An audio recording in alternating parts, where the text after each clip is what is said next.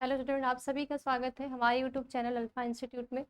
तो जो आज की क्लास में हम करने वाले हैं चैप्टर नंबर सेकेंड, ठीक है। चैप्टर नंबर सेकेंड का दीर्घ उत्तरी प्रश्न, जितने भी आपके एग्जाम में लॉन्ग आंसर पूछा जाता है उसके बारे में आज की क्लास में हम डिस्कस करने वाले हैं, ठीक है। तो हर बार की तरह आपको क्या करना है, पेन और कॉपी साथ में लेके बैठना है कि जो भी चीज़ें हैं पॉइंट पॉइंट आपको क्या करना है, नोट करना है, ओके। सबसे फर्स्ट वाला क्वेश्चन क्या है कि पुष्पी पादपों में,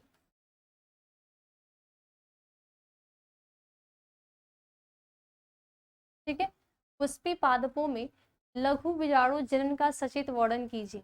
यानी कि जितने भी आपके फ्लावरिंग प्लांट्स है, फ्लावरिंग प्लांट्स में जो लघु बीजाणु जनन को क्या बोलते हैं, माइक्रोजेनेसिस, ठीक है। तो माइक्रोजेनेसिस की क्रिया में जब आपने चैप्टर पढ़ा था तो चैप्टर में ये पढ़ा था कि जब लघु बीजाणु जनन की क्रिया हो रही है और लघु बीजाणु जनन की क्रिया होती है मेल गैमेट के अंदर, यानी कि किसमें, पराग कोश के अंदर, ठीक है। तो लघु बीजाणु जनन की क्रिया से हमने क्या देखा था कि चार, ठीक है, कितने, चार लघु बीजाणु का निर्माण हुआ, ठीक है। किसका, चार लघु बीजाणु का निर्माण हो रहा था।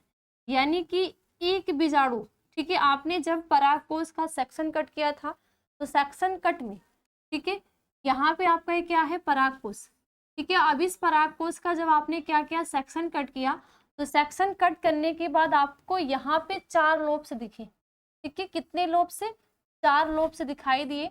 और चार लोब्स में, ठीक है, कितने, एक, दो, तीन, चार, ठीक है। और आपने ये भी देखा था कि चारों की ओर, ठीक है, जो हमारा लघु बीजाणु धानी, ये क्या होती है, लघु, ठीक है, लघु बीजाणु धानी, ठीक है, क्या होती है, लघु बीजाणु धानी। तो इस लघु बीजाणु धानी के अंदर में आपने क्या देखा था, इसके अंदर चार लेयर होती है, ठीक है। इसके अंदर क्या होती है, चार लेयर होती है। और सबसे जो भीतरी लेयर होती है उसको बोलते हैं टैपेटम की लेयर, ठीक है। ये सबसे भीतरी लेयर जो होती है इसको क्या बोलते हैं, टैपेटम बोलते हैं।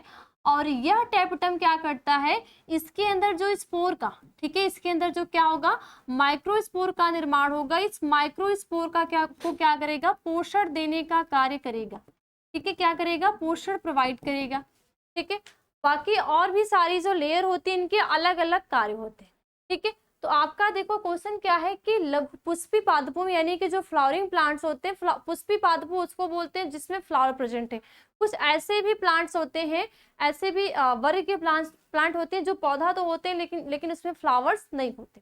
ठीक है, एग्जाम्पल अगर आप एल्गे की बात करेंगे, फंजाई की बात करेंगे, टेडोफाइटास की, ये सब सारे क्या है, आपके फ्लावरिंग प्लांट नहीं है। टेडोफाइटा जो आता है आपके सजावटी, ठीक है, जो डेकोरेशन में यूज होते हैं वो ऐसे प्लांट्स होते हैं। लेकिन एक विशेष प्रकार का जो एक ऐसा आपका जो एंजियोस्पर्म है, इसमें जो पौधे होते हैं वो उसमें फूल लगे होते हैं। और फूल जो होते हैं यूनिसेक्सुअल और बाइसेक्सुअल दोनों होते हैं, ठीक है। कुछ ऐसे भी फ्लावर्स होते हैं जिसमें मेल और फीमेल दोनों गैमेट प्रेजेंट होते हैं, तो उसको बोलते हैं द्विलिंगी पुष्प। कुछ ऐसे भी फ्लावर्स होते हैं जिसमें चाहे या तो मेल या तो फीमेल प्रेजेंट होते हैं, तो उसको क्या बोलते हैं, एक लिंगी पुष्प। जो कि आपने जनन की क्रिया में पढ़ा होगा कि अलैंगिक जनन और लैंगिक जनन। अलैंगिक जनन में सिर्फ एक ही गैमेट भाग लेगा और लैंगिक जनन में दोनों गैमेट का भाग लेना जरूरी है। जब तक दोनों गैमेट भाग नहीं लेंगे तब तक निषेचन की क्रिया पूरी नहीं होगी, ठीक है। तो यहाँ पे आपका क्या है, आंसर क्या है, लघु बीजाणु जनन। लघु बीजाणु जनन को क्या बोलते हैं, माइक्रोस्पोरोजेनेसिस, ठीक है। क्या बोलते हैं, माइक्रोस्पोरोजेनेसिस। तो माइक्रोस्पोरोजेनेसिस में क्या है, लघु बीजाणु मात्र कोशिका में लघु बीजाणुओं के बनने की क्रिया लघु बीजाणु जनन कहलाती है, ठीक है। क्या, लघु बीजाणु मात्र कोशिका में लघु बीजाणु बनने की जो क्रिया होती है वो क्या कहलाती है, लघु बीजाणु कहलाती है।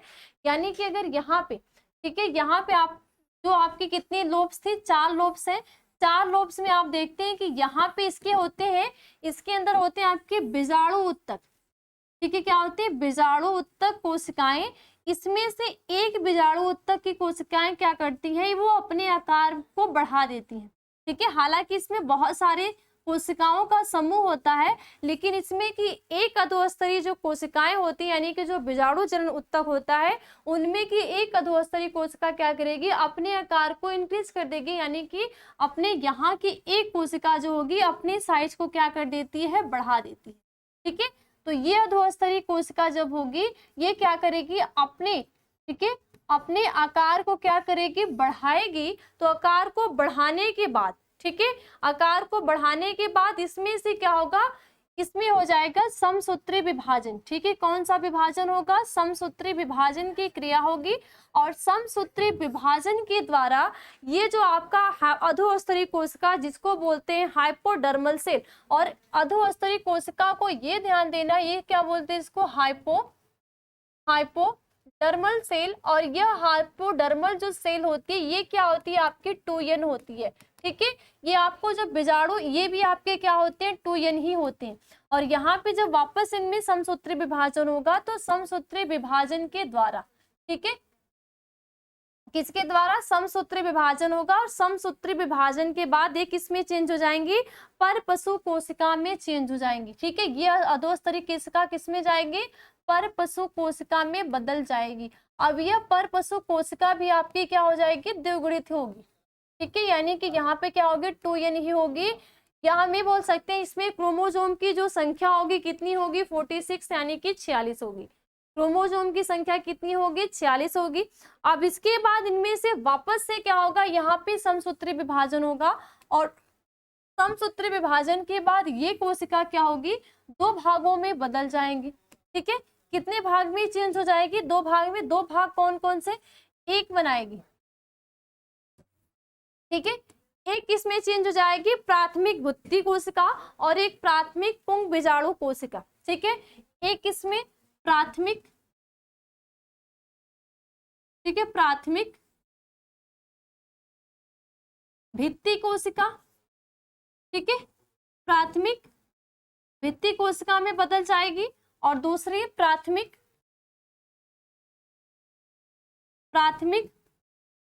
बीजाणु कोशिका। अब देखो, प्राथमिक भित्ति कोशिका क्या करती है, परतों का निर्माण करेगी। ये क्या करेगी, परत का निर्माण। और कितनी परत, 4। ठीक है, ये क्या, एक होती है टैपेटम, ठीक है, टैपेटम, बाह्य, मध्य और अंतस्थितियम। ठीक है, बाह्य परत, अंतस्थितियम, मध्य परत और टैपेटम, यानी कि परतों का निर्माण करेगी। और सबसे जो भीतरी वाली परत यानी कि जो टैपेटम की लेयर होगी ये क्या करेगी, पोषण देने का कार्य करेगी। पोषण किसको देने का कार्य करेगी, प्राथमिक पूर्व बीजाणु। अब ये प्राथमिक पूर्व बीजाणु क्या करेगा, स्पोर का निर्माण करेगा। ठीक है, किसका निर्माण करेगा, स्पोर को बनाने में। जब यहाँ पे ये स्पोर बनेगा तो ये स्पोर को, ये जो लेयर होगी चारों तरफ से क्या कर लेगी, कवर कर लेगी और इसको पोषण देने का कार्य करेगी। क्या करेगी, पोषण देने का कार्य करेगी। ठीक है, यही आपने पढ़ा कि लघु बीजाणु मातृ कोशिका में लघु बीजाणुओं के बनने की क्रिया लघु बीजाणु जनन कहलाती है। यानी कि आप जब परागकोश का सेक्शन कट करते हैं तो लघु बीजाणु धानी के अंदर जो बीजाणु ऊतक होते हैं वो क्या करते हैं, उनमें की एक अधोस्तरीय कोशिका अपने आकार में बढ़ा देगी। और आकार को बढ़ाने के बाद वो परपशु कोशिका में चेंज हो जाएगी। परपशु कोशिका में अर्धसूत्री विभाजन होगा। अर्धसूत्री विभाजन से वो 2 कोशिकाओं के समूह में बटेगा। फर्स्ट कोशिका आपकी होगी प्राथमिक भित्ति कोशिका और दूसरी होगी प्राथमिक पूर्व बीजाणु कोशिका। अब प्राथमिक भित्ति कोशिका क्या करेगी, लेयर का यानी कि परत को बनाएगी। परत कौन कौन सी, बाह्य परत, मध्य परत, अंतस्थितियम और एक आपके टैपेटम। और यहाँ पे जो प्राथमिक पूर्व बीजाणु होगा वो क्या करेगा, स्पोर का निर्माण करेगा। ठीक है, तो यहाँ पे ये होती है आपकी लघु बीजाणु जनन की क्रिया। ठीक है, आगे तरुण परागकोश की कुछ अधोस्तरीय कोशिकाएं, यानी कि अधोस्तरीय कोशिका को क्या बोलते हैं, हाइपोडर्मल सेल। ठीक है, हाइपोडर्मल सेल अन्य कोशिकाओं से भिन्न हो जाती है, जो कि आपको यहाँ पे डायग्राम में दिख रहा है कि यहाँ पे आपके क्या है, ढेर सारे हाइपोडर्मल सेल है। लेकिन ये अन्य कोशिकाओं के अपेक्षा अपने आकार में क्या कर रही है, चेंज कर रही है। आकार में चेंज करने का मतलब क्या है कि अपने साइज को बढ़ा दे रही है। ठीक है, साइज को बढ़ाएंगी और 2 बार इसमें क्या होगा, समसूत्री विभाजन होगा। तो सेकेंड बार में जब समसूत्री विभाजन होगा तो यहाँ पे दो भित्ति का निर्माण होगा, एक लेयर बनाएगा और एक क्या करेगा, स्पोर बनाएगा। ठीक है, इन्हें परपसु कोशिका कहते हैं, जिसको बोलते हैं आर्ची स्पोरियल सेल। परपसु कोशिका को क्या बोलते हैं, आर्ची स्पोरियल सेल।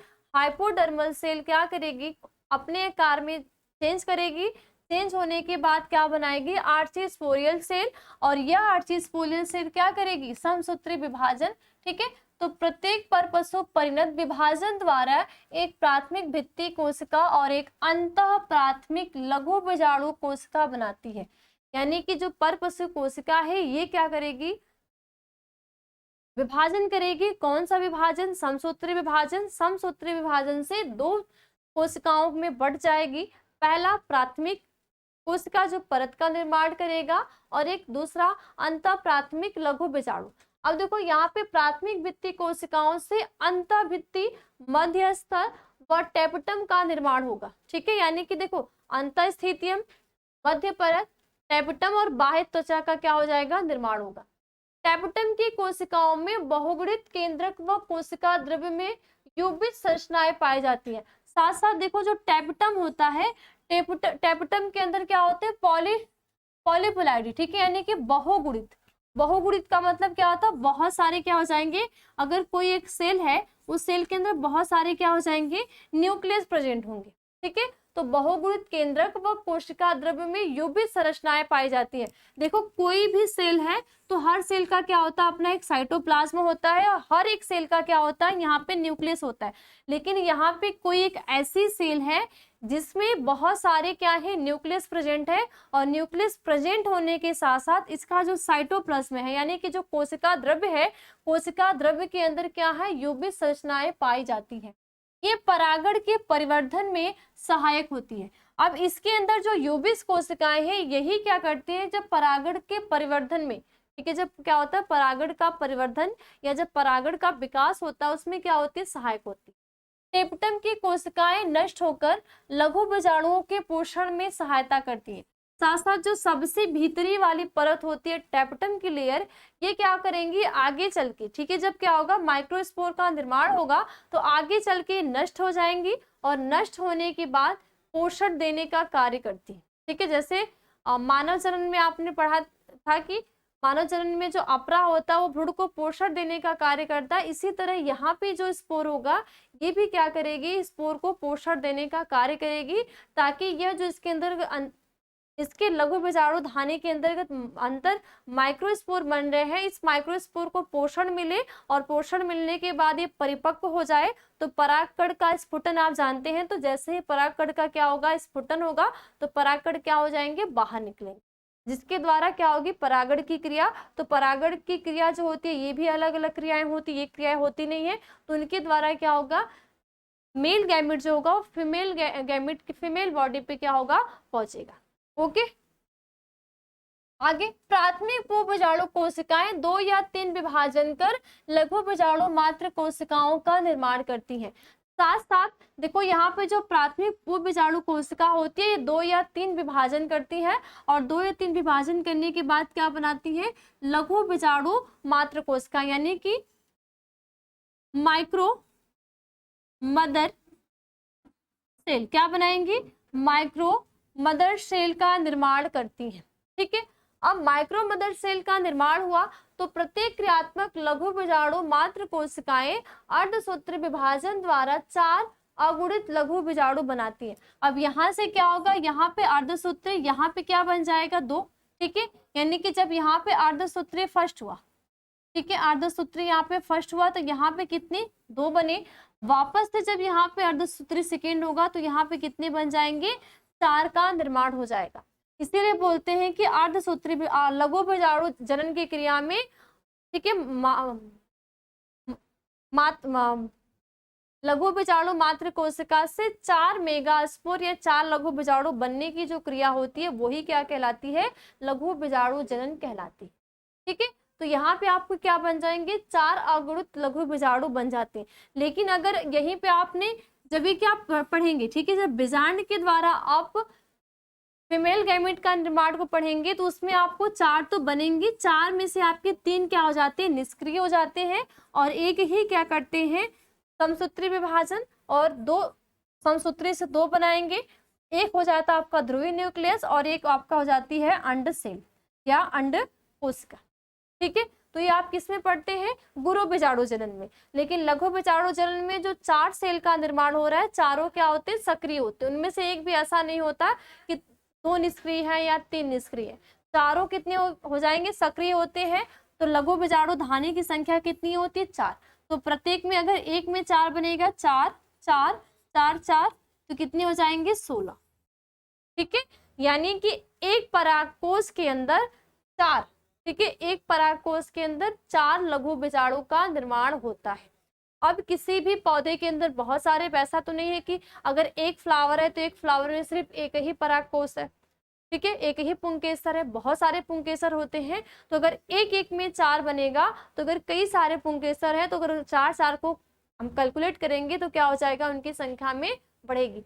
लेकिन अगर वही आप जायांग के अंदर, अंडाशय के अंदर देखते हैं तो उनमें सिर्फ बनते तो 4 है, लेकिन 3 निष्क्रिय हो जाते हैं और इसमें से एक ही आपके क्या होते हैं, सक्रिय होते हैं। ठीक है, द्विबीजपत्री पादपों में ये चतुष्फलक व्यवस्था में लगे रहते हैं। साथ साथ आप ये भी देखते हैं कि एक आपका द्विबीजपत्री और एक बीजपत्री। तो द्विबीजपत्री वे होते हैं जिसके बीज में 2 पत्र होते हैं। एग्जाम्पल आपका मटर हो गया, सरसों हो गया, ठीक है, अरहर हो गया, चना हो गया, ये सारे आपके क्या होते हैं, द्विबीजपत्री होते हैं। ठीक है, वही आपका गेहूं हो गया, जौ हो गया, धान हो गया, मक्का हो गया, ये सारे आपके क्या होते हैं, एक बीजपत्री होते हैं। लेकिन द्विबीजपत्री में क्या होता है कि जो चतुष्फलक, ठीक है, यानी कि ऐसे क्रम में क्या होते हैं, जो स्पोर होते हैं वो क्या होते हैं, लगे हुए होते हैं।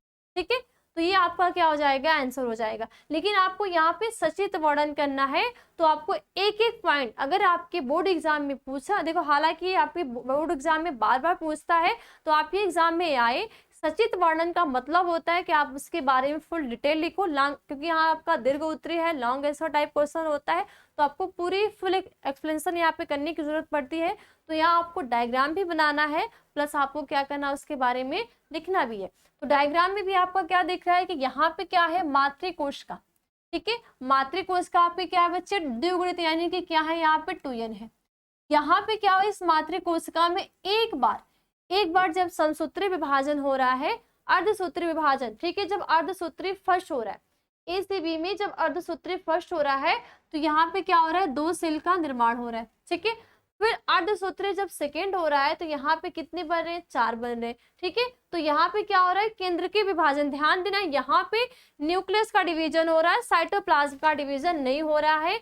आपको ये ध्यान देनी है कि जब जैसे ही पर पशु कोशिका हमारे 2 भागों में चेंज होती है, प्राथमिक भित्ति कोशिका और प्राथमिक बीजाणु कोशिका, तो यहाँ पे जब अर्धसूत्री विभाजन हो रहा है तो यहाँ पे न्यूक्लियस का डिवीजन होगा, साइटोप्लाज्म का डिवीजन नहीं होगा, यानी कि कैरियोकाइनेसिस होगा, साइटोकाइनेसिस नहीं होगा। ठीक है, तो यहाँ पे 2, फिर जब यहाँ से 2 से कितने बन गए, 4, तो यहाँ पे क्या होती है, कोशिका भित्ति का बनना, यहाँ पे क्या हो रहा है, कोशिका भित्ति का बनना हो रहा है, और यहाँ पे साइटोकाइनेसिस, यहाँ पे सिर्फ केंद्रक विभाजन हो रहा है, और यहाँ पे जब कोशिका भित्ति का निर्माण हो रहा है तो यहाँ पे कौन सी क्रिया हो रही है, साइटोकाइनेसिस की क्रिया हो रही है। ठीक है, अब यहाँ पे देखो लघु बीजाणु मात्र कोशिका है, इनमें क्या हो रहा है, एक बार अर्धसूत्री विभाजन हुआ तो अर्धसूत्री विभाजन से कितने बन गए, 2 बन गए, वापस से जब अर्धसूत्री विभाजन हुआ तो कितने बन गए, 4 बन गए। ठीक है, तो लास्ट में आपको यहाँ पे मिल रहे हैं 4 चतुष्फलक, और ये आपके होते हैं द्विबीजपत्री में, किसमें पाए जाएंगे, द्विबीजपत्री में ये प्रेजेंट होते हैं, और आपके क्या है, 4 द्विपार्श्वी, यानी कि सिर्फ ये एक लघु बीजाणु धानी के अंदर ये सारी चीजें प्रेजेंट है। ठीक है, अब एक लघु बीजाणु धानी है तो उसके अंदर कितने होते हैं, 4 होते हैं, तो कितने हो जाएंगे, 16। ये आपके ऑब्जेक्टिव क्वेश्चन में भी आते हैं। ठीक है, तो ऑब्जेक्टिव को ध्यान देते हुए इसको भी आपको क्या करना है, ध्यान देना है कि अगर आपका आए सचित वर्णन तो लिखना भी है, प्लस इस डायग्राम को भी क्या करना, आपको बनाना है। इसलिए आपको डायग्राम बनाना तो बिल्कुल सीख लेना चाहिए। कोई भी ऐसा होगा जिसको नहीं आता तो एकदम सीख ही ले, क्योंकि आपके एग्जाम में लिखने के लिए भी ऐसा आता है, प्लस डायग्राम भी आता है। अगर आपको डायग्राम बनाना आ गया, डायग्राम बनाने के साथ साथ आपको नेमिंग करने आ गया, तो आप उसके बारे में एकदम अच्छे से लिख सकते। ठीक है।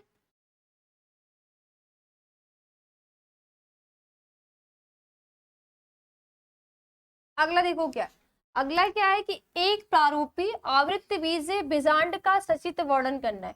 यानी कि यहाँ पे आपका किसका, बीजांड के बारे में सचित्र वर्णन करना है। बीजांड कहाँ होते हैं, ओवरी के अंदर, ठीक है। जब आप क्या बनाए थे, फ्लावर बनाए थे, ठीक है। तो फ्लावर में आपने क्या देखा था, देखो यहाँ पे, ठीक है। यहाँ पे जो ओवरी है,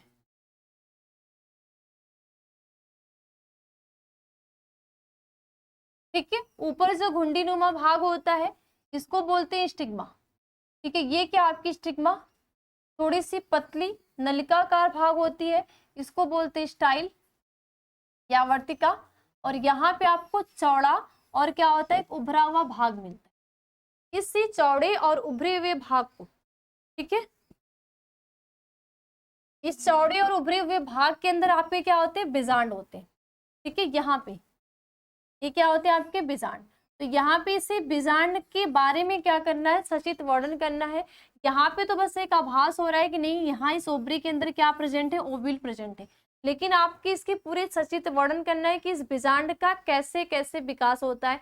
तो बीजांड के यानी कि जब आप क्या गुरु बीजाणु जनन की क्रिया पढ़ते हो, तो गुरु बीजाणु जनन की क्रिया में आप किसका निर्माण करते हैं, एक तो अंड कोशिका बनती है, साथ साथ यहाँ पे भ्रूण कोश का भी निर्माण होता है, ठीक है। किसका, भ्रूण कोश का भी यहाँ पे निर्माण होता है। और भ्रूण कोश में आप क्या क्या देखते हैं कि 7 कोश की और 8 केंद्र की होता है, ठीक है। तो वही आपका क्या होता है, पूरे बीजांड का एक ओव्यूल का क्या होता है, संरचना होता है। तो इसके बारे में डायग्राम भी बनाना है, फिर कैसे कैसे इन सारे लेयर का निर्माण हो रहा है उसको भी आपको क्या करना है, लिखना होता है। यहाँ पे देखो क्या है, बीजांड, यह बीजांड का वह भाग होता है जिसके द्वारा यह अपरा से जुड़ा होता है, ठीक है। यहाँ पे सबसे पहला एक बीजांड वृंत की संरचना होती है, ठीक है। तो बीजांड वृंत एक ऐसी संरचना होती है जो बीजांड से जुड़ी हुई होती है, ठीक है। और बीजांड के साथ किससे, अपरा से, यानी कि नीचे क्या होगा, प्लेसेंटा होगा, फिर एक बीजांड वृंत होगा, आगे चल के पूरा जो ओव्यूल है उससे क्या होगा, वो जुड़ा रहेगा। जैसे एग्जाम्पल में अंडाशय और स्टिग्मा को जोड़ने वाली जो नली होगी उसको स्टाइल बोलते हैं। इसी तरह ओवरी और यूट्रस, ठीक है, यानी कि अंडाशय और गर्भाशय को जोड़ने वाली एक बीच की संरचना जो होती है, जो ओविडक्ट बोलते हैं। इसी तरह इसमें भी होगा कि जो बीजांड वृंत होगा वो अपरा और ओव्यूल, ठीक है, जो बीजांड से जोड़ने वाले एक वृंत होता है, ठीक है, एक पतला सा संरचना होती है। आगे बीजांड वृंत पर उपस्थित वह बिंदु जहां बीजांड वृंत इसके साथ संपर्क में आता है, इसे हाइलम या नाभिका कहलाता है। साथ साथ बीजांड वृंत के ऊपर आपको एक छोटी सी संरचना नाभिक के जैसे संरचना दिखती है, उसको क्या बोलते हैं, हाइलम या तो नाभिका कहते हैं, ठीक है। प्रतीप बीजांड में बीजांड वृंत भी बीजांड काय के साथ समेकित हो जाता है तथा एक उभार बनाता है जिसे रेफी कहते हैं, ठीक है। यहाँ पे देखो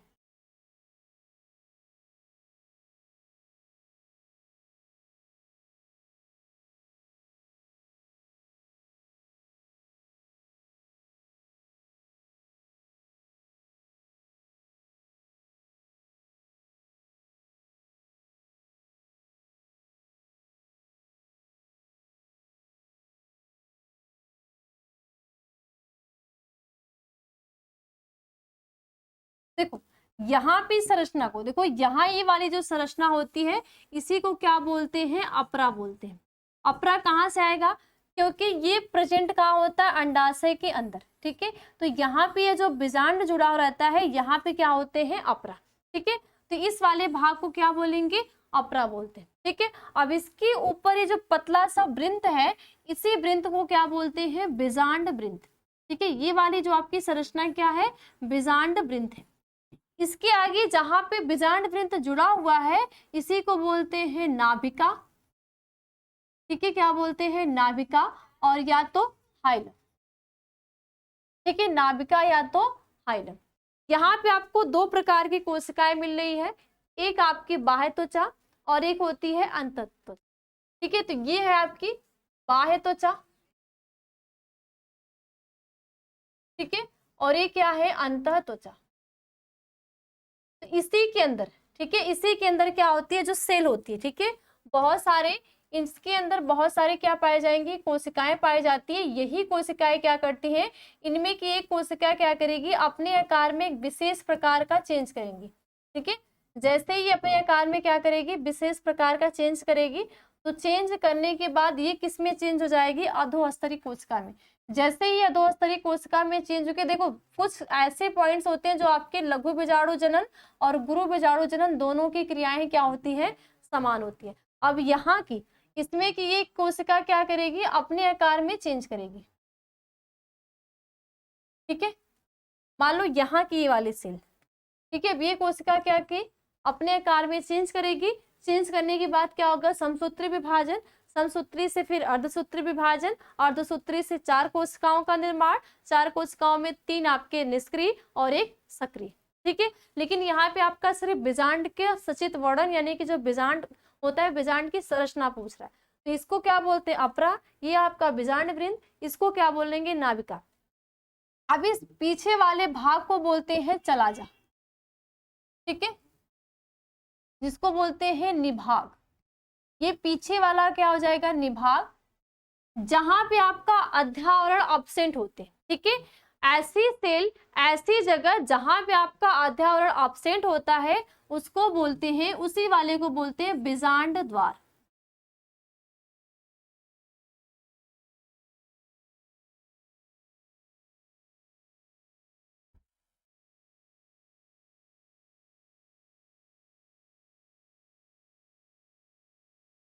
ठीक है, क्या है, बीजांड द्वार। बीजांड द्वार को कहते हैं माइक्रोपाइल। ठीक है, क्या बोलते हैं,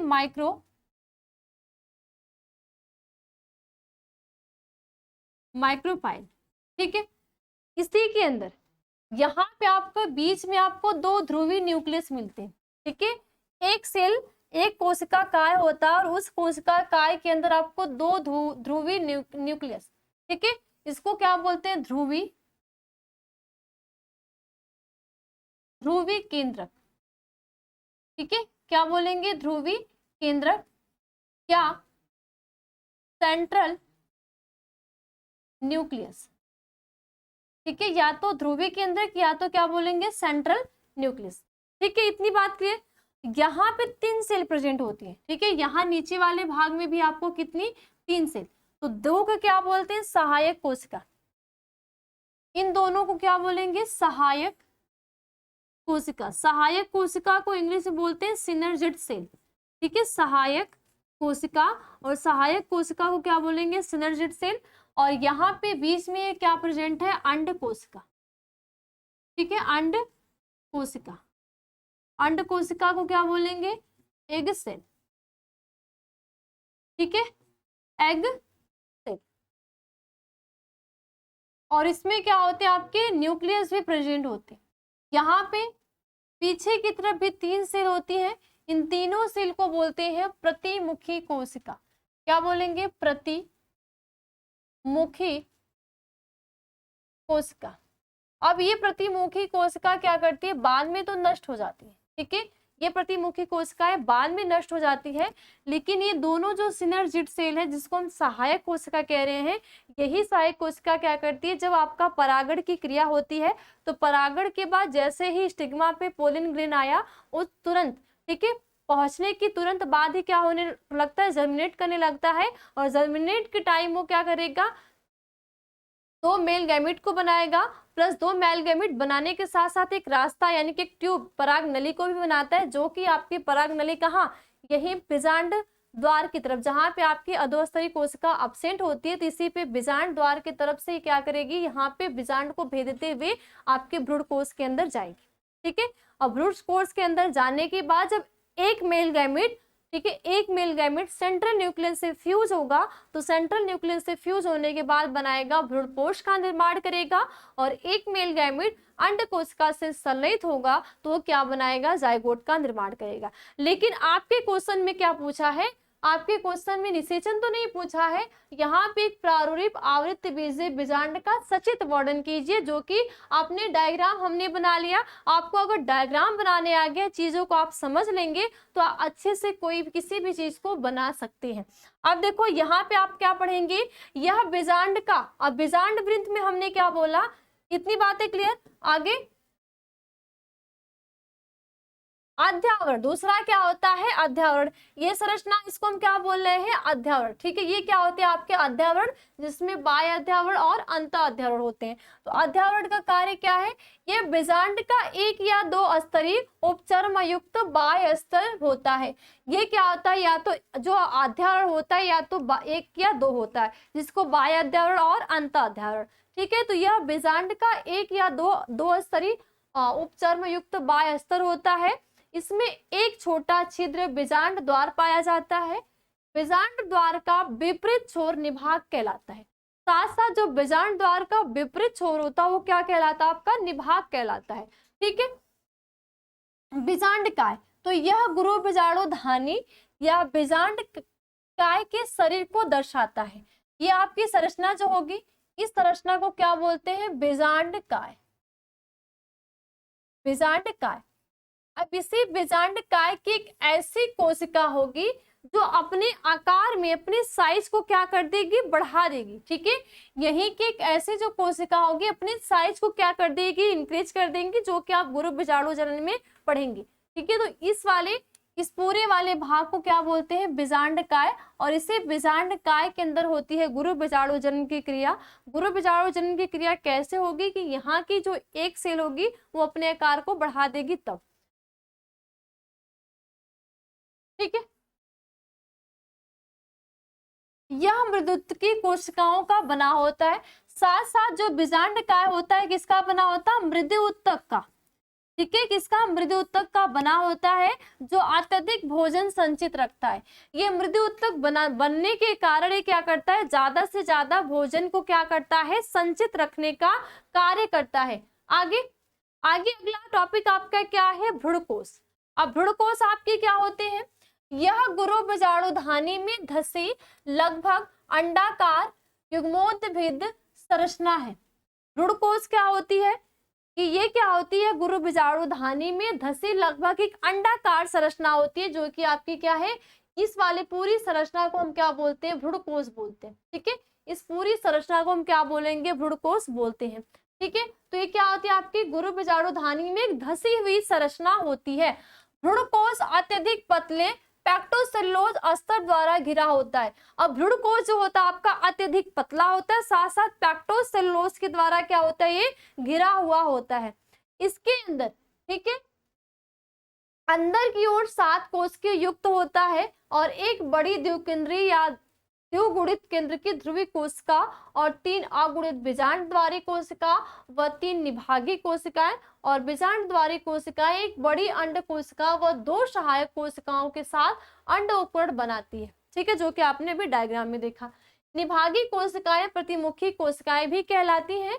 यह भ्रूणकोश की सभी कोशिकाएं जीव द्रव्य तंतु द्वारा जुड़ी रहती है। यानी कि इस भ्रूण के अंदर यहाँ पे ये जो आपका एम्ब्रियो है, इनमें जो आपका 7 कोशिकाएं हैं, ये सारी कोशिकाएं किसके, जीव द्रव्य के द्वारा भ्रूण कोश के अंदर जुड़ी होती हैं। और जो आपका भ्रूण कोश होता है वो पतला, ठीक है, पतला पैक्टोसेलुलोज का बना होता है, ठीक है। जो कि ये आपका डायग्राम, यही डायग्राम हमने भी बनाया, ठीक है, वो आपने बनाया। और ये आपका क्या है, बीजांड की संरचना। बीजांड की संरचना में देखो, इस वाले भाग को, सबसे ऊपर वाले भाग को क्या बोल रहे हैं, निभाग, ठीक है। निभाग को क्या बोलते हैं, चलाजा बोलते हैं। अब यहाँ पे इस जो खाली वाली गुहा है, ठीक है, इस खाली गुहा को बोल रहे हैं बीजांड काय। बीजांड काय को बोलते हैं न्यूसेलस की सेल भी बोलते हैं। इसी के अंदर जब बहुत सारी क्या होंगी, कोशिकाएं प्रेजेंट होती। अब इसी के अंदर क्या होता है आपका बीजांड काय, और ये क्या है आपका भ्रूणकोश। अब इस भ्रूणकोश जो होता है वो 7 कोशिका वाला होता है। और हमें पता है कि कोई भी कोशिका है तो हर एक सेल का एक अपना न्यूक्लियस होता है। और अगर कोई भी सेल है, न्यूक्लियस है, तो न्यूक्लियस में एक तो केंद्रक का न्यूक्लियोप्लाज्म प्रेजेंट है, प्लस साथ साथ कोशिका का साइटोप्लाज्म भी वहां पे प्रेजेंट होता है, ठीक है। तो इसमें कितनी 7 कोशिकाएं हैं। तो चलाजा की तरफ की जो कोशिकाएं होती है उसको प्रतिमुखी कोशिकाएं बोलते हैं। यहाँ पे 2 कोशिकाएं हैं, एक होती है अंड कोशिकाएं, 2 होती है सहायक कोशिकाएं। और यहीं पे क्या होते हैं, संवहन पुल होते हैं। ये संरचना बीजांड वृंद, और ये थोड़ी सी जो खुली हुई संरचना है इसको बीजांड द्वार कहते हैं। ठीक है, तो अंड कोशिका और सहायक कोशिका को मिला के बोलते हैं अंड समुच्चय कहते हैं। ठीक है, तो ये भी आपको क्वेश्चन क्या करना, आपको तैयार करना है, आपके एग्जाम में आते हैं तो आपको ऐसे ही डायग्राम को बनाना है, प्लस इसके बारे में आपको लिखना भी है। ओके, अगला, आवृत्तबीजीय पादपों में निषेचन क्रिया का सचित्र वर्णन कीजिए। या तो यहाँ पे ये भी पूछ देगा कि आवृत्तबीजीय पादपों में निषेचन की क्रिया या तो दोहरा निषेचन का सचित्र वर्णन कीजिए। तो यहाँ पे आपको सेम उसी तरह लिखना भी है, प्लस आपको डायग्राम भी बनाने हैं। ठीक है, अब मुझे लगता है कि इन सारे का डायग्राम बहुत ईजी है, आप लोग को आता भी होगा, जिसको नहीं आता भाई वो सीख ले। ठीक है, क्योंकि बिना डायग्राम बनाए काम चलने वाला नहीं है। अब यहाँ पे आंसर में क्या है, निषेचन। तो निषेचन नर एवं मादा जनन इकाइयों या युग्मकों के संयोजन या संयुग्मन क्रिया निषेचन कहलाती है। यानी कि यहाँ पे अंड, ठीक है, अंड कोशिका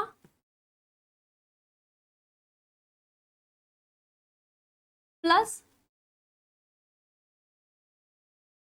परागकण, दोनों का क्या होगा, जब संयोगन होगा, ठीक है, क्या हो जाएगा, फ्यूजन होगा। तो यहाँ पे क्या बन जाएगा, इसी क्रिया को बोलते हैं निषेचन। और यहाँ पे यन है तो क्या बन जाएंगे, 2n में बन जाएंगे, और इसी वाले संरचना को बोलते हैं जाइगोट। ठीक है, क्या बोलते हैं, जाइगोट कहते हैं। अब देखो, निषेचन नर एवं मादा युग्मक जनन इकाइयों या युग्मकों के संयोजन या संयुग्मक क्रिया निषेचन कहलाती है। ठीक है, पुष्पी पादपों में यह क्रिया परागकणों द्वारा निर्मित नर युग्मक तथा बीजांड में स्थित अंड कोशिका के संयोजन द्वारा होता है। अब निषेचन की क्रिया कैसे होती है, तो आप सब ने पढ़ा है कि निषेचन की क्रिया के पहले परागकण की क्रिया होती है। ठीक है, जैसे ही परागकण की क्रिया, तो परागकण में भी आप कई सारे टाइप्स को पढ़ते हैं। ठीक है, परागकण, सॉरी परागण, तो परागण में भी आपके 2 होते हैं, एक होता है आपका स्वपरागण, ठीक है, स्वपरागण, और एक दूसरा होता है आपका परपरागण। तो चाहे आपका स्वपरागण हो या परपरागण हो, दोनों के माध्यम से एक नए जीव की क्या होगी, उत्पत्ति होगी। ठीक है, चाहे स्वपरागण होगा तो भी जीव की उत्पत्ति होगी, परपरागण होगा तो भी जीव की उत्पत्ति होगी, लेकिन स्वपरागण से अपेक्षा परपरागण को अच्छा माना जाता है। क्यों, क्योंकि देखो, अगर अच्छा इसलिए माना जाता है क्योंकि ये अच्छे नस्ल वाले होते हैं, साथ साथ इसमें कई सारे गुण भी पाए जाते हैं, और इनमें किसी भी दूसरे जीव का कोई भी चीज मिक्स नहीं होता। ठीक है, स्वपरागण में। और स्वपरागण के एक लाभ क्या होता है, अगर लाभ की बात करते हैं आप, तो लाभ में होता है कि स्वपरागण के लिए किसी भी माध्यम की जरूरत नहीं होती। लेकिन परपरागण की अगर ये हानि की बात करेंगे तो परपरागण में माध्यम की जरूरत होती है। माध्यम में आपका कई सारे होते हैं, एयर पॉल्यूशन, ठीक है, ठीक है, साथ साथ क्या होता है, इंसेक्ट यानी कि कीटों के द्वारा, जल के द्वारा, कई सारे क्या होगा, इनमें माध्यम की जरूरत होगी। अगर जब तक इनमें माध्यम प्रोवाइड नहीं होगी तब तक ये क्रिया क्या होगी, यहाँ पे संपन्न नहीं होगी। ठीक है, तो निषेचन में क्या होगा, नर युग्मक और मादा इकाइयों या युग्मकों को या तो संयोजन की जो क्रिया हमारी होती है उसको हम क्या कहते हैं, निषेचन कहते हैं। और पुष्पी पादपों में यह क्रिया परागण द्वारा निर्मित नर युग्मक तथा बीजांड में स्थित अंड कोशिकाओं के संयोजन द्वारा होता है।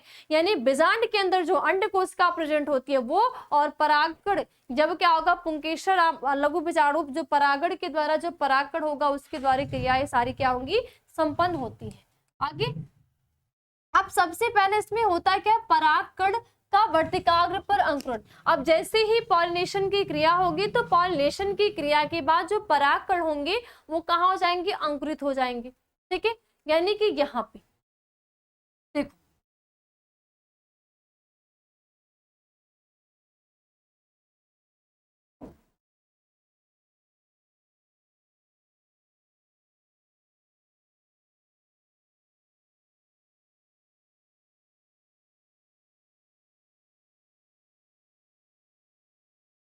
देखो क्या होगा, जैसे ही परागण हुआ, ठीक है, जैसे ही क्या हुआ, परागण हुआ, क्या हुआ, परागण।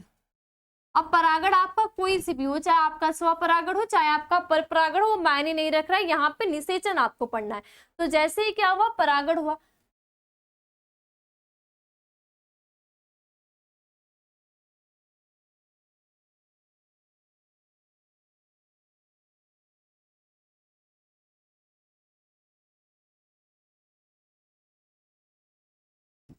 अब परागण के द्वारा यहाँ पे जो परागकण हो जाएंगे, यहाँ पे क्या हो जाएंगे, पहुंच जाएंगे, ठीक है। पॉलिनेशन की क्रिया हुई, पॉलिनेशन के द्वारा जो परागकण होंगे वहां कहाँ पे आ जाएंगे, स्टिग्मा पे आ जाएंगे। अब जैसे ही ये परागकण कहाँ आएगा, स्टिग्मा पे प्रवेश करेगा, ठीक है। जैसे ही क्या होगा, स्टिग्मा पे पहुंचेगा। आप लोग परागकण की संरचना पढ़े होंगे, तो परागकण की संरचना में आपको कई सारी संरचनाएं मिलती है, जिसके अंदर आपको एक जनन केंद्रक, जनन कोशिका भी मिलती है और एक कायिक कोशिका मिलती है, ठीक है। तो आपने देखा होगा कि जो कायिक कोशिका होती है ये क्या करती है, पराग नलिका का निर्माण करती है, ठीक है। परागकण की संरचना में एक होती है आपकी कायिक कोशिका और एक आपकी होती है जनन कोशिका। तो जनन कोशिका क्या करती है, ठीक है, ये क्या करेगी, गैमीट का निर्माण करेगी, ठीक है। क्या करेगी, गैमेट यानी कि युग्मक का निर्माण करेगी। और ये कोशिका क्या करेगी, पराग नली को बनाती है, ठीक है। क्या करती है, पराग नली को बनाने का कार्य करती है। अब यहाँ पे ये जो क्या है, आपके पोलन ग्रेन है,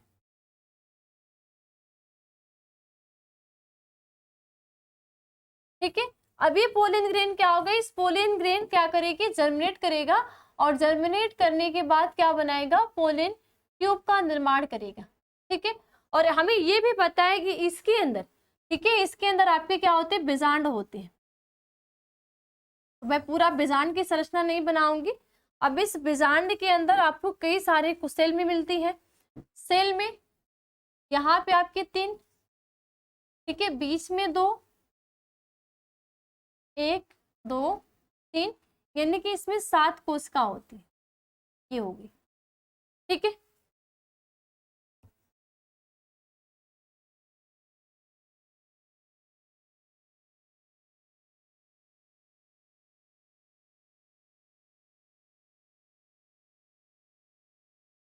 ठीक है, ये इसके अंदर बीजांड है। अब ये पोलन ट्यूब क्या करेगा कि जहां पे अध्यावरण एब्सेंट होगा, ठीक है, जहां पे क्या होगा, अध्यावरण एब्सेंट होगा, उसी को बोलते हैं बीजांड द्वार, यानी कि माइक्रोपाइल। क्या बोलेंगे, माइक्रोपाइल कहते हैं। अब देखो, जैसे ही यह परागकण क्या होगा, अंकुरण होगा, तो अंकुरण होने के बाद, ठीक है, पोलन ट्यूब बनेगी। ये पोलन ट्यूब कहाँ, यहाँ पे प्रवेश करेगी। तो इसको ये थोड़ी ना पता है कि यहाँ पे अंड कोशिका प्रेजेंट है। तो यहाँ पे दोनों जो सहायक कोशिका होती है साइड साइड में, ये संदेश पहुंचाती है कि यहाँ पे अंड मौजूद है, यानी कि यहाँ से प्रवेश आगे की ओर बढ़ सकता है, ठीक है। अब देखो, जैसे ही देखो, एक तो पराग नलिका बनाया और साथ साथ इसी के अंदर 2 मेल गैमीट भी आएंगे, ठीक है, यहाँ पे 2 मेल गैमीट भी आएंगे। अब यहाँ पे आपको 2 मेल गैमीट पहुंच चुका है, तो 1 मेल गैमीट, ठीक है, यानी कि यहाँ पे हम ये लिख सकते हैं कि नर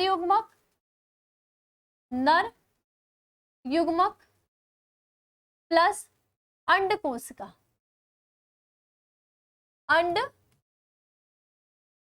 कोशिका, इन दोनों का जब संलयन होगा तो क्या बन जाएगा, 2n, यानी कि जाइगोट बनेगा। क्या बनेगा, जाइगोट का निर्माण होगा। फिर दूसरा में क्या होगा, नर युग्मक, ठीक है, नर युग्मक प्लस ध्रुवी केंद्रक, ध्रुवी केंद्रक जब एक दूसरे के साथ संलयित होंगे तो क्या बन जाएंगे, 3n, ठीक है, क्या बन जाएंगे, 3n, और ये बनाएगा भ्रूणपोष। क्या बनाएगा, भ्रूणपोष, ठीक है, क्या बना देगा, भ्रूणपोष का निर्माण करेगा। तो इसी वाली संरचना को बोलते हैं डबल फर्टिलाइजेशन। तो आपके क्वेश्चन में क्या पूछा है कि आवृत्तबीजी पादपों में निषेचन की क्रिया का सचित वर्णन कीजिए। तो आपको ये पता है कि जितने भी आवृत्तबीजी पौधे होते हैं उनमें एक ऐसे विशेष कैरेक्टर होते हैं, वो कैरेक्टर ये होता है उसमें डबल फर्टिलाइजेशन होता है, यानी कि एक ही कोशिका के अंदर, एक ही फ्लावर के अंदर उसमें 2 बार निषेचन की क्रिया हो रही है, जो कि यहाँ पे आपको दिख रहा है। ठीक है, यहाँ पे आपको क्या हुआ, दिखा कि यहाँ पे जैसे ही जर्मिनेशन हुआ, जर्मिनेशन से 2 मेल गैमेट बना, यहाँ पे एक मेल गैमेट अंड कोशिका के साथ संलयित होगा तो क्या बनाएगा, जायगोट बनाएगा, यानी वही जायगोट आगे चल के भ्रूण, और भ्रूण के बाद बीज और फल का निर्माण करेगा। तो आपको पता है कि जो ओवरी क्या हो जाती है, फल में चेंज हो जाएगी, और ये जो बीजांड होते हैं किसमें चेंज हो जाते हैं, बीज में चेंज हो जाते हैं। ठीक है, तो यही क्या होता है, एक विशेष प्रकार का निषेचन की क्रिया होती है जिसको बोलते हैं डबल फर्टिलाइजेशन। क्या बोलते हैं, डबल फर्टिलाइजेशन। ठीक है, तो परागकण का वर्तिकाग्र पे अंकुरण में क्या पढ़ा कि परागकण वर्तिकाग्र पर पहुंचकर वहां उपस्थित सक्रिय तरल पदार्थ को सोखकर फूल जाती है।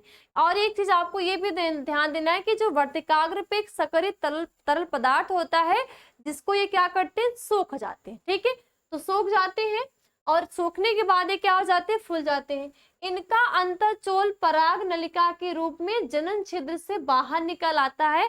जैसे ही क्या होगा, ये जर्मिनेट करेगा तो इनका जो अंतःचोल होता है वो क्या करता है कि जनन छिद्र से बाहर निकल आता है, और अंकुरण के बाद पराग नलिका में नाल केंद्रक या कायिका केंद्रक, जिसको बोलते हैं वेजिटेटिव न्यूक्लियस, तथा 2 नर युग्मक उपस्थित होते हैं। नर युग्मक मादा युग्मक की तुलना में छोटे होते हैं। नाल के केंद्रक पराग नलिका के बीजांड में पहुंचने से पूर्व ही विघटित हो जाते। ठीक है, आगे पराग नलिका का बीजांड में प्रवेश। अब पराग नलिका का बीजांड में प्रवेश कैसे होता है, अधिकांश आवृत्तबीजी पादपों में पराग नली वर्तिका से होते हुए बीजांड द्वार के समीप पहुंच जाती है, और इसी समय पराग नली में स्थित जनन केंद्रक 2 नर युग्मक के विभाजित हो जाते हैं।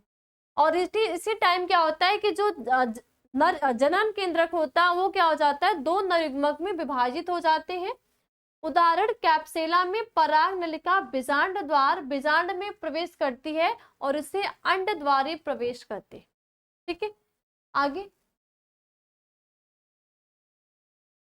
पराग नलिका का भ्रूणकोश में प्रवेश। अब पराग नलिका जो है उसका भ्रूणकोश में प्रवेश कैसे हो रहा है, तो पराग नलिका भ्रूणकोश में प्रायः बीजांड द्वारी छोर से तंतुमय समुच्चय के रासायनिक उद्दीपन के कारण प्रवेश करती है। यानी कि जो सहायक कोशिका होती है, देखो अंड कोशिका और सहायक कोशिका को बोलते हैं तंतुमय समुच्चय। तो जो सहायक कोशिका होती है ये क्या करती है, एक रासायनिक उद्दीपन को छोड़ती है जिसके द्वारा उसको पता चलता है कि यहाँ से घुसा जा सकता है। ठीक है, तो रासायनिक उद्दीपन के कारण प्रवेश करती है। पराग नलिका का अंतिम सिरा अंड उपकरण में एक सहायक कोशिका और अंड कोशिका के बीच से होकर यह सहायक कोशिका को भेदते हुए बीजांड में प्रवेश करता है। ओके, सहायक कोशिका में पराग नलिका फटकर दोनों नर युग्मक को स्वतंत्र कर देती है। अभी क्या होगा कि जो सहायक कोशिका में पराग नलिका जो होती है वो फटकर जो दोनों नर युग्मक होते हैं उनको क्या कर देती है, स्वतंत्र कर देती है। ठीक है, इसमें एक अगुणित नर युग्मक अगुणित अंड कोशिका से संयुग्मक करके युग्मनज या जायगोट बनाता है। यह सत्य निषेचन है। आपसे शॉर्ट क्वेश्चन में सत्य निषेचन क्या होता है यह भी पूछा जाता है, तो आप क्या बोलोगे कि जब एक अंड कोशिका और एक मेल गैमेट दोनों का संयोजन होगा तो वो क्या होता है, सत्य निषेचन कहते हैं, या तो वास्तविक निषेचन भी कहते हैं। ठीक है, सत्य निषेचन या तो वास्तविक निषेचन की क्रिया कहलाती है। जबकि दूसरा अगुणित नर युग्मक ध्रुवी केंद्रक, ठीक है, यानी कि स्थिति केंद्रक या ध्रुवी केंद्र के साथ संलयित करके त्रिगुणित प्राथमिक, ठीक है, त्रिगुणित प्राथमिक भ्रूणपोष कोशिका बनाता है, और यह क्रिया त्रिसमेकन या त्रिक्ष निषेचन कहलाती है। आवृत्तबीजी में निषेचन क्रिया 2 बार में संपन्न होती है, इसीलिए द्विव निषेचन को या इसे द्विव निषेचन या दोहरा निषेचन कहते हैं। तो आपके एग्जाम में बच्चा अगर आए कि आवृत्ति बीजी में निषेचन की क्रिया का सचित्र वर्णन कीजिए, तो भी आप यही करोगे, या है कि आवृत्ति बीजी पादपों में दोहरा निषेचन का सचित्र वर्णन कीजिए, तो भी आपको डायग्राम बनाना है प्लस आपको लिखने भी है, तो ये डायग्राम आपको बनाना है। ठीक है, ये डायग्राम हमने आगे चल के बनाया है। सबसे पहले क्या था, आपका स्टिग्मा था, उस पे पॉलिनेशन के द्वारा यहाँ पे परागकण आ गए हैं। अब ये परागकण क्या हो रहे हैं, अंकुरित हो रहे हैं। अंकुरित होने के बाद अंकुरित परागकण है, अब ये जैसे ही जर्मिनेट किए तो पराग नलिका बनाए। ये पराग नलिका कहाँ प्रवेश करी, यहाँ बीजांड के अंदर, और इस वाले इसको बोलते हैं बीजांड। ठीक है, ये संरचना क्या है, बीजांड है। और हमने क्या बोला है कि इसकी 2 अध्यावर्ण परत होती है, ये क्या 1 से 2 अध्याय परत भी होती है। अब इसके अंदर क्या है, प्रतिमुखी कोशिकाएं ऊपर की ओर 1 2 3, इसको बोलते हैं प्रतिमुखी कोशिकाएं या तो एंटीपोडल सेल। बीच में ध्रुवीय केंद्रक जिसको द्वितीयक केंद्रक बोलते हैं, जिसको बोलते हैं पोलर न्यूक्लियस या सेंट्रल न्यूक्लियस। फिर यहाँ पे आपके अंड कोशिका जिसको एग सेल, और साइड में 2 कोशिका जिसको सहायक कोशिका या सिनर्जिड कोशिका, और 2 नरयुग्मक केंद्रक। और यहाँ पे क्या होते हैं, 2 नरयुग्मक केंद्रक होते हैं। जैसे ही एक सहायक कोशिका और अंड कोशिका में वो प्रवेश करता है, तो जो पोलन नलिका होती है जैसे बीजांड द्वार में प्रवेश करती है, वो क्या हो जाती है, फट जाती है। फट जाने के बाद जो दोनों मेल गैमेट हो जाते हैं वो स्वतंत्र हो जाते हैं। तो अगर एक अंड कोशिका से संलयित होगा तो जायगोट बनाएगा, तो उसी क्रिया को वास्तविक निषेचन या सत्य निषेचन कहेंगे। और एक जो दूसरा होगा सेंट्रल न्यूक्लियस या पोलर न्यूक्लियस से संलयित होगा तो भ्रूणपोष बनाएगा, उसी को बोलते हैं त्रिक समेकलन या तो त्रियन। ठीक है, वो संख्या में क्या हो जाते हैं, 3n हो जाते हैं। क्यों, क्योंकि n + 2n का जब मिलन होगा तो क्या बनाएंगे, 3n। इसी को बोलते हैं त्रिक समेकन। ठीक है, तो यही क्रिया आपकी क्या कहलाती है, आवृत्ति बीजी में निषेचन की क्रिया होती है।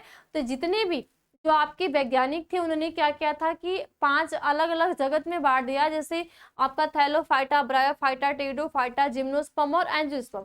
तो जिम्नोस्पर्म एक ऐसा जगत है कि जिसमें सिर्फ इन्हीं के पौधे में, यही पौधे जो जिम्नोस्पर्म में डबल फर्टिलाइजेशन यानी कि विशेष प्रकार का, हालांकि चाहे आपका थैलोफाइटा हो चाहे ब्रायोफाइटा, कोई भी आपका जो प्लांट्स की प्रजाति है या प्लांट्स के जो वर्ग हैं, कोई भी हो, जो संघ है कोई भी हो, लेकिन इसमें एक विशेष प्रकार का निषेचन होता है, क्योंकि एक ही शरीर के एक ही फीमेल बॉडी के अंदर 2 बार निषेचन की क्रिया, तो ये आपकी होती है डबल फर्टिलाइजेशन यानी कि दोहरा। तो ये आपके जो क्वेश्चन है वो आपके लॉन्ग क्वेश्चन में पूछ देते हैं, आपके ऑब्जेक्टिव टाइप में भी पूछ देते हैं, प्लस आपके शॉर्ट में, वेरी शॉर्ट में पूछते हैं। ठीक है, तो आपको एकदम सीरियस होकर इसको तैयार करना है।